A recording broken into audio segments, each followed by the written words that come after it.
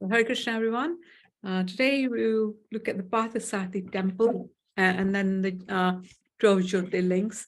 So this Parthasarathi temple is actually in Chennai.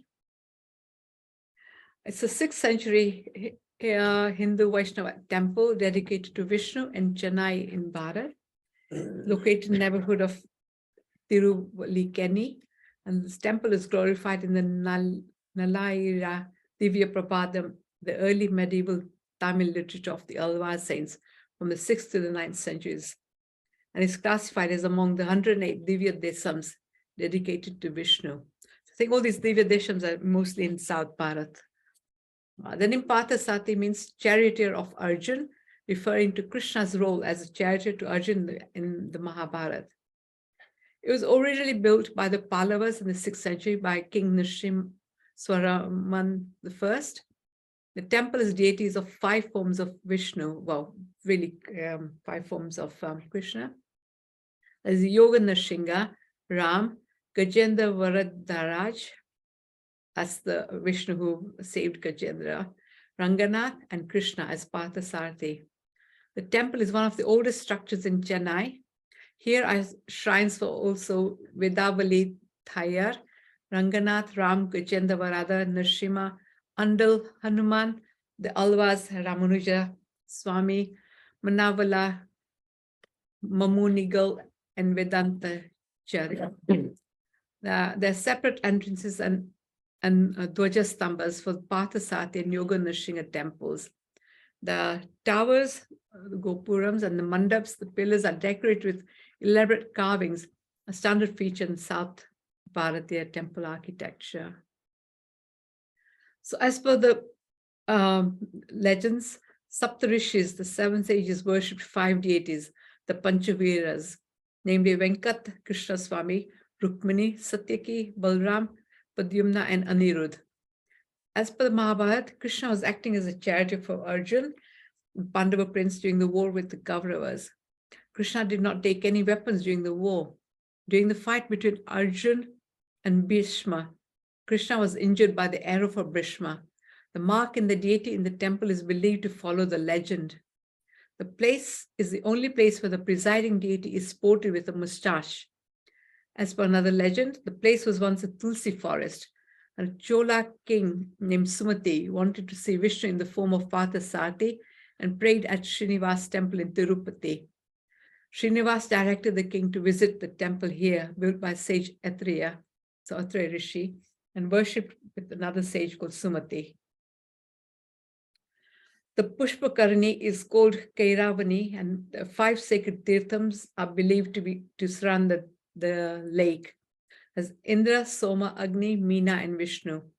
And the 7 rishis, which is Birgu, Atri, Marichi, Markandeya, Sumati, Saptaroma, and Jaballi, performed penance here. All 5 deities in the temple have been extolled by the Tirumangal Alvar. And there's also a separate shrine for Andal, one of the 12 Alvars, who is also considered as a consort to the presiding deity. As I said, it's one of the very few shrines in the country dedicated to Krishna as Parthasarathi, church of Arjun, and to contain murtis of Nrsimha, Ram, and Krishna. Unusually, he's depicted with a prominent moustache and carries a conch in his hand. Also unusual is the iconographical combination found in the sanctum. Here Krishna is seen standing with consort Rukmini, elder brother Balram, son Padyumna, grandson Anirudh, and Satyaki. Because of the association of the temple with Krishna, Tiruvallikeni came to regard it as the southern Vrindavan. The bearers at the temple were traditionally fishermen of the Pripli-Chani, and during the temple festivities, they used to carry the festival murti on the sturdy shoulders in an atmosphere of wine and toddy shops. They bargained for additional rights in the temple in 1928, which eventually ended their ties with the temple. So that's the Parthasarathi temple. I just pause the recording and we'll just. Okay, so next we'll look at a temple for Kartikeya, which again is in South Bharat. It's called Subramania Swami Temple. It's called the Kuku Subramania Temple, and it's famous Hindu temple located in Karnataka in Bharat. Lord Kartikeya, who is the lord of all the serpents, is worshipped here as Lord Subramanya, and the temple provides tranquility and peace like no other. Located in the heart of the village of Subramanian in Dakshin Kannada, and is surrounded by lush nature on all sides. The mountain Kumara Parvat overlooks the temple, adding a mystical charm. If seen geographically, Sesha Parvat, a mountain shaped like a six-headed cobra adjacent to Kumara Parvat, seems to protect the temple. The Kuku Subramanian temple is considered to be the abode of Nagas, and puja or prayer here is offered to Lord Subramanya, along with the serpent king Vasuki. Devotees also believe that the holy bath here in the Kumaradra Tirtha and Madasnan eradicates dreaded diseases like leprosy. According to devotees, diseases related to the skin even get cured here. The temple is also considered to be the ultimate place to attain salvation for all those who are suffering from any kind of nag doshas. This is the ideal place for nag dosha pariharam, or remedy, by performing the Sarpa Samskar Puja, Aslesh Puja, and other such rituals. In fact, a lot of devotees from across the country visit the temple for precisely this purpose. So, exciting story is related to the Kuku Subramania Temple, Karnataka. According to legends, Lord Kumaraswamy reached the Kumara Parvat with his brother Ganesh, that's Kartikeya, and with his brother Ganesh, and a few others after having triumphantly killed the demon rulers, Taraka and Surapadmasura, and the followers in a war. So Kartikeya was received by Lord Indra and his followers. Since Lord Indra was thrilled and pleased, he requested Kartikeya to marry his daughter Devasan, to which the Lord gladly agreed. The divine union took place on Magshar Shuddh Sashti at Kumara Parvat, and the couple was blessed by the Devatas like Brahma, Rudra, and others. Kartikeya also gave darshan to Vasuki, the serpent king, who had been performing taps since many years in the Biladwara caves of Kuku Subramanya to avoid the attack of Garud. When Vasuki prayed to Lord Kartikeya to stay with him permanently at that place, the Lord agreed to stay with his Parama Bhakta forever. It is believed that from that time onwards, Kartikeya has made his spiritual presence in the shrine accompanied by his wife, Devasen, and Vasuki. Every year, a famous festival is also celebrated on Magshir Sudsashi, and special pujas are offered to the Lord. Okay, next we go to the Chenakeshav temple in Belur. Again, this is in South Bharat. This temple is also referred to as the Keshav or Vijayanarayan temple of Belur. It's 12th century Hindu temple in the Hassan district of Karnataka state. It was commissioned by King Vishnuvardhan in 1117 CE on the banks of the Yagachi River in Belur, also called Velapur, an early Hosyal Empire capital. The temple was built over 3 generations and took 103 years to finish. It was repeatedly damaged and plundered during wars, repeatedly rebuilt and repaired over its history. It is 35 kilometers of Hassan city and about 220 kilometers from Bengaluru. Chenakeshav, which means handsome Keshav, is a form of Vishnu or Krishna. The temple is dedicated to Vishnu and has been an active Hindu temple since its founding. It is reverently described in ancient Hindu texts and remains an important pilgrimage site in Vaishnavism.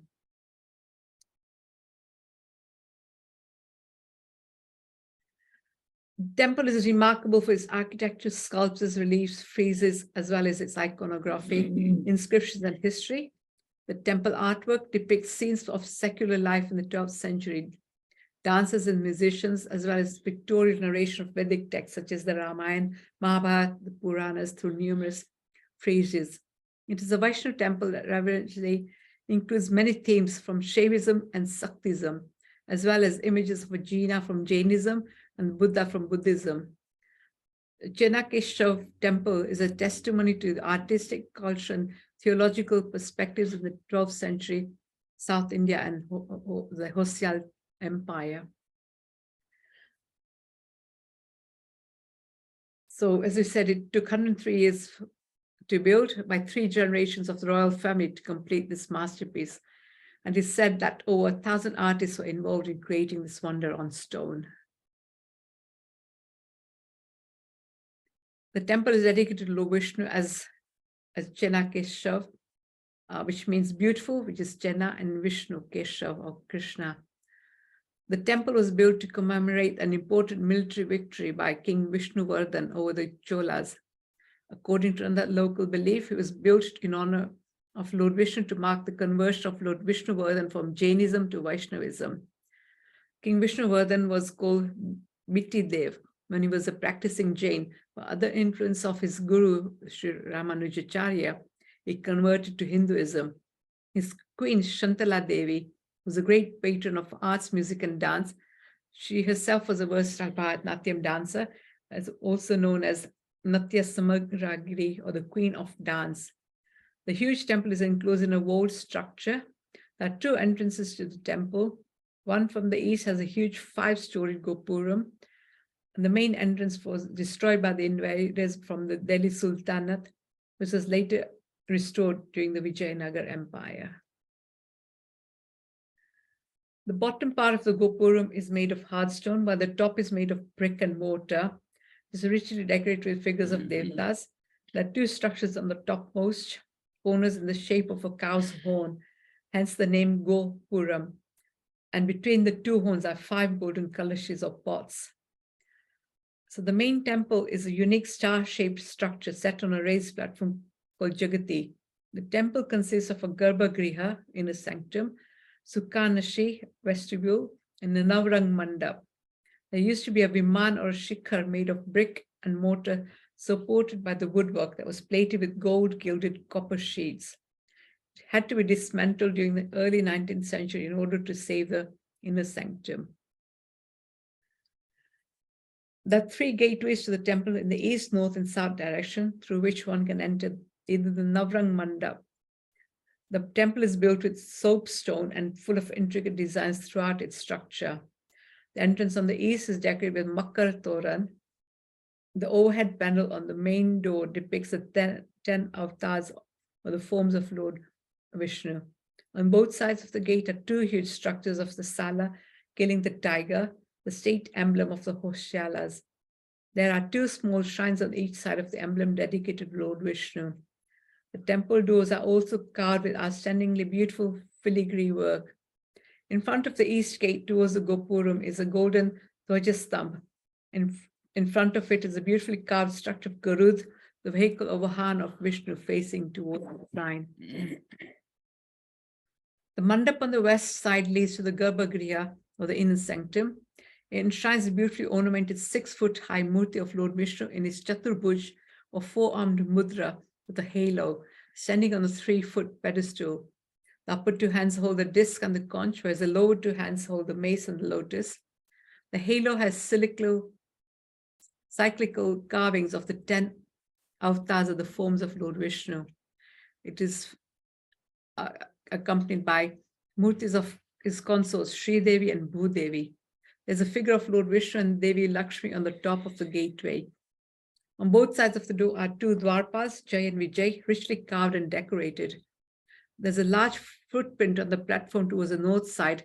The footprints are believed to be of Lord Vishnu. And if you do not have darshan of the deity inside, you can worship the footprints outside. So this is an example of a dwarpa carved on the wall there. Amazing how much work has gone in there. And this is another carving there of Nrsimha killing Hiranyakashipu. It's carved on the column outside. And this is the Dipastamba outside the temple.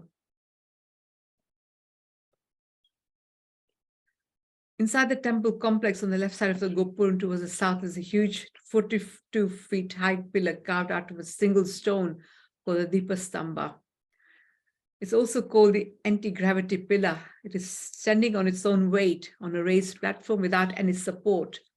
The base of the pillar towards the north is a little raised, resulting in a gap between the platform and the pillar, and a piece of paper can easily pass through the gap. an outstanding example of skilled and amazing craftsmanship. So there used to be a staircase around the pillar used as support for lighting the deepam or the lamps. Now people are not allowed to climb on the platform or go near the pillar. I think this is the last one, is the Ando Shrine, again in South Bharat. Located to the northwest of the Keshav temple, Ando Shrine, dedicated to the poet saint, believed to be an incarnation of Mahalakshmi. She is the only female among the 12 Vaishnavite Alvar saints of South Bharat. The temple wall is adorned with images of various deities having a canopy. The main deities include Lakshmi, Mohini, Venu Gopal, and Lakshmi Narayan. And the temple consists of the Garbhagriha, Sukhanashri, and the Mandap. There is a Viman or Shikhar with a golden kalash. Other smaller shrines inside the complex are dedicated to Ramanujacharya, Krishna, Nrsimha, Anjaneya, that's Hanuman, and Ramachandra. So Anjaneya. Near the Vir Narayan temple is the Vahan Mandap, where the procession vehicles like the Rath or the temple car used to be traditionally stored. Complex also has a Kalyan Mandap or wedding hall towards the southeast corner for conducting ceremonies, and the granary for storing food grains and the community kitchen or Paka Chalet is located towards the northwest corner of the complex.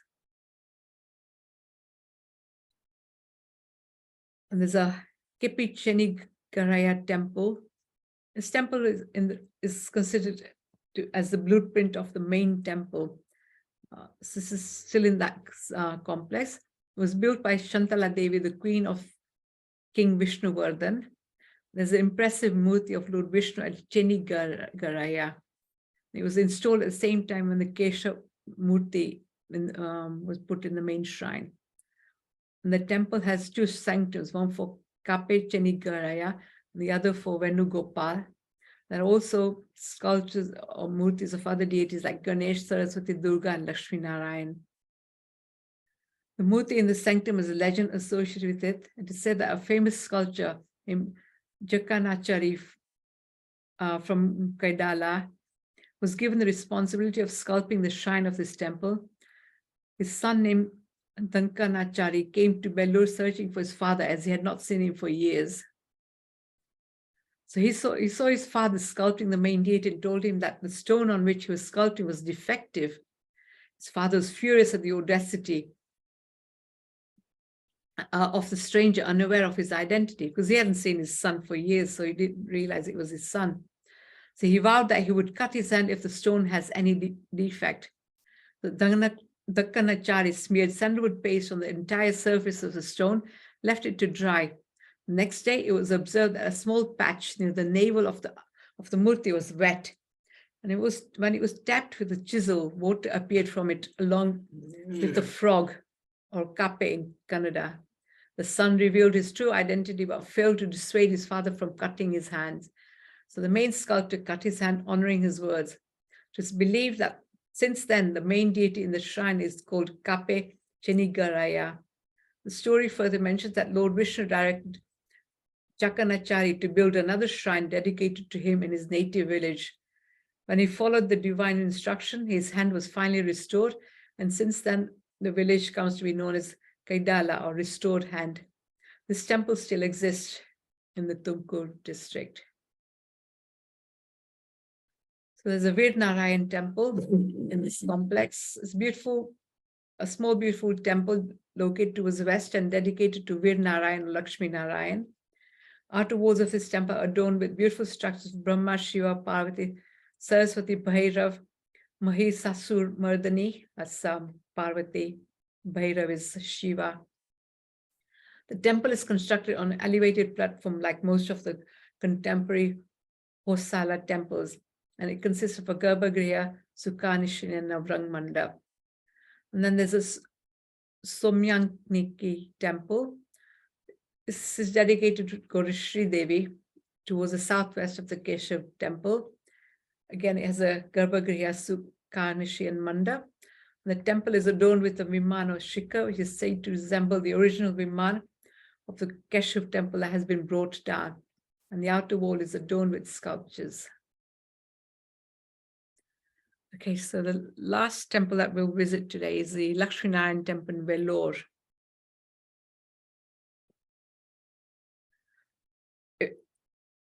If you can see, it is golden.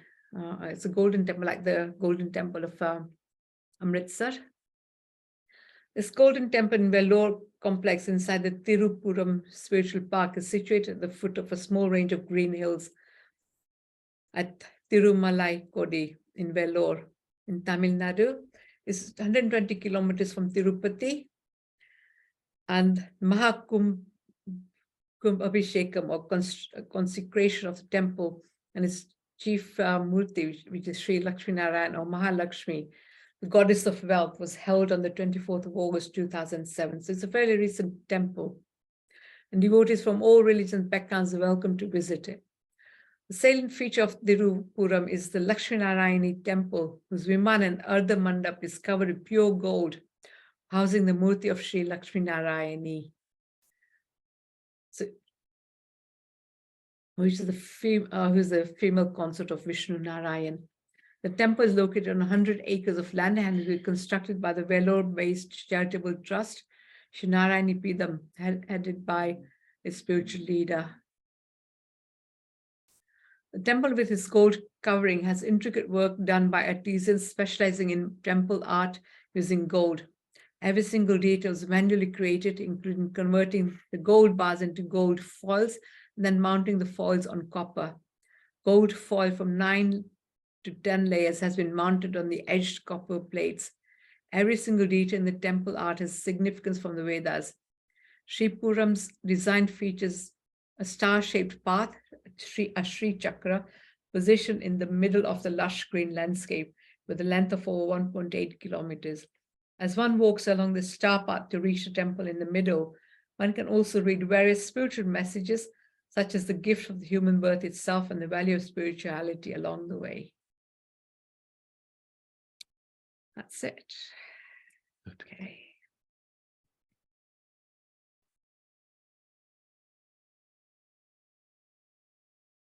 Shri Krishna Bhagwan ki Jai. Okay. Any questions? No.